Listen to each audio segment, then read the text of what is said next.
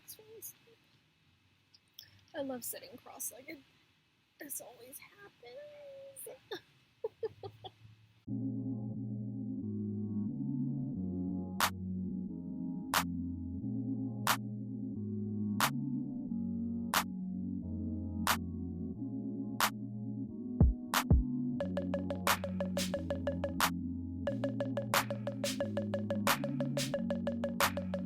Hi everyone, my name is Diane Magnolia, but I go by Dee, and today we're going to be doing a ceremony for the full harvest moon in Pisces. Obviously, I'm in a new environment. I'm just in my backyard. It's really nice outside. It's hot in my house, so why not?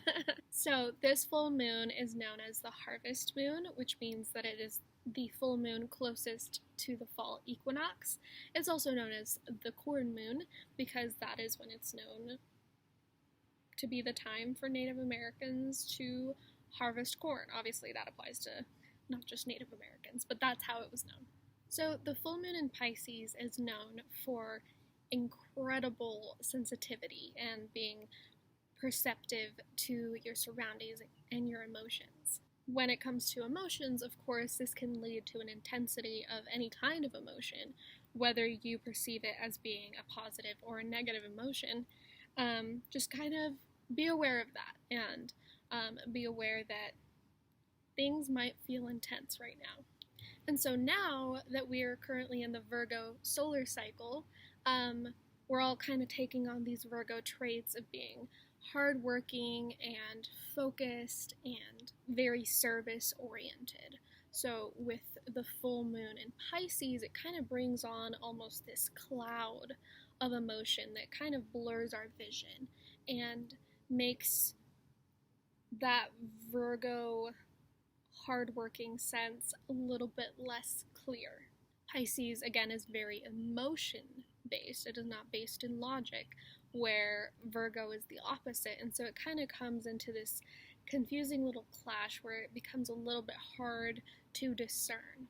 And so for this ceremony, we're going to lean into the Pisces, into that feminine, with a guided meditation, and then we're going to counteract that and balance it out with that Virgo by taking immediate action. And so this meditation, we will use it to kind of tap into those emotions and be able to gain clarity on those emotions. And then we'll follow that through with a journaling prompt so that we can plan out and then we'll take action on that. That way we don't remain stuck in this kind of haze of being overly emotional, not being able to think rationally and logically. If you'd like some crystals to help you out, I would recommend aquamarine, which I don't have any on hand, but I have a whole lot of amethyst. And amethyst will definitely be a good stone for helping you kind of balance out your emotions, being able to tap into them without it becoming overwhelming. So I've got a bunch of these raw amethyst pieces that are so beautiful. This one is my favorite. It's so beautiful. And then I've got this one that's smooth. And this one, I recently got into wrapping, wire wrapping, and I think it turned out pretty cool. This is like one night I just got super excited about it and sat down while my roommate and I were watching TV, and I just wrapped a bunch of crystals, and I think it turned out pretty cool, so I just wanted to show that off. I don't know if you remember with my last ceremony I mentioned learning about a new topic, and I shared the book that I've been reading, and I decided to incorporate this into that as well, so it all ties in. So for this meditation, we're just going to do some very simple breathing exercises. I know right now it's kind of a chaotic time, and so I just want us to really be able to center back and focus on our breath. So again, if you have any crystals, great. Put one in each hand, put one in your lap, have one just like on your heart. If you have a pendant, you can hang it next to your chest, whatever feels good to you. And I'll just have them in my hand. And you're just going to get into a comfortable seated meditative position. I've just got my legs crossed. And lengthen your spine. Roll back your shoulders a couple times. We tend to hold so much tension in our shoulders. Place your hands on your knees in your lap, holding your crystals. Make sure your chin is parallel to the ground. Relax your jaw. And we're going to inhale through the nose for 3 counts, and then exhale through the mouth like you're blowing out a candle for 3 counts. We're just trying to even out the inhale and exhale. Inhale deeply. Exhale completely. Inhale deeply. Exhale completely.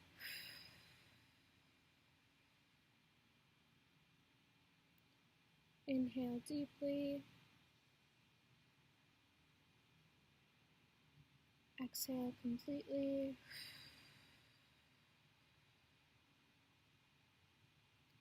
Inhale deeply.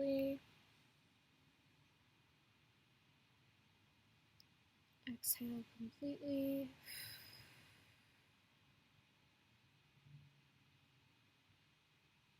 Inhale deeply.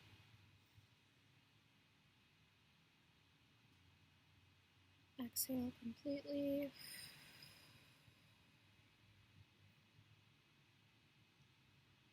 Inhale deeply. Exhale completely.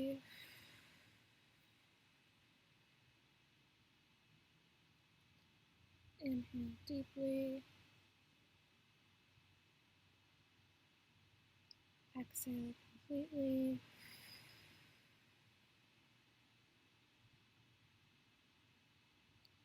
Inhale deeply. Exhale completely.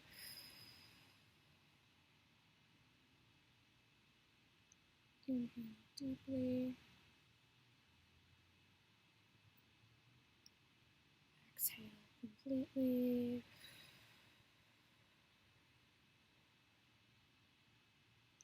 Inhale deeply. Exhale completely.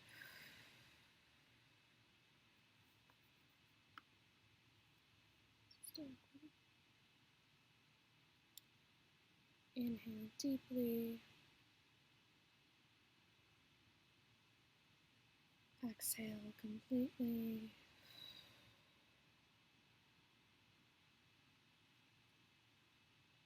And now, just allow your breath to relax.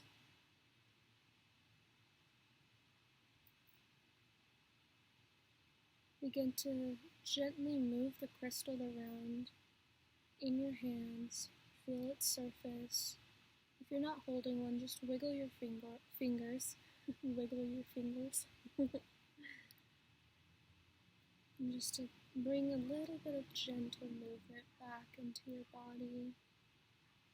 Bring your awareness back into your physical body. And whenever you're ready, just gently begin to open your eyes.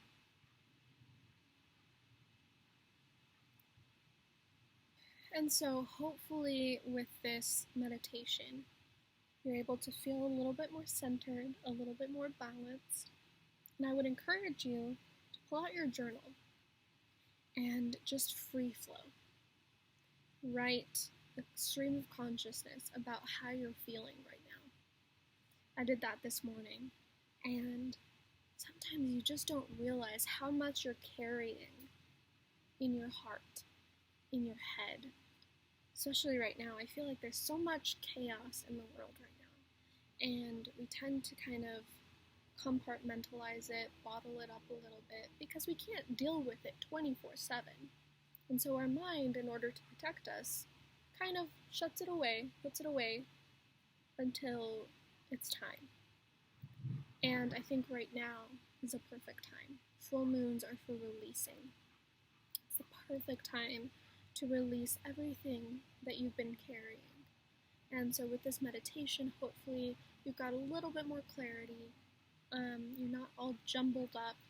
You can, of course, replay the meditation portion or click and play one of my other meditation videos until you feel centered and grounded enough to actually be able to express all of these emotions into your journal. And of course, if you'd like to then tear that apart or burn it, you can do so. But what I would recommend is to release all of that into your journal and allow that to then lead you into a plan. It can be something as simple as, I am deciding from now on that I'm going to spend less time listening to the news because it bogs me down. Or I'm going to spend more time reaching out to loved ones. Whatever it is that you feel guided to do. For me, for example, lately with my Empowering Habits program, I decided that every single day I'm going to come outside.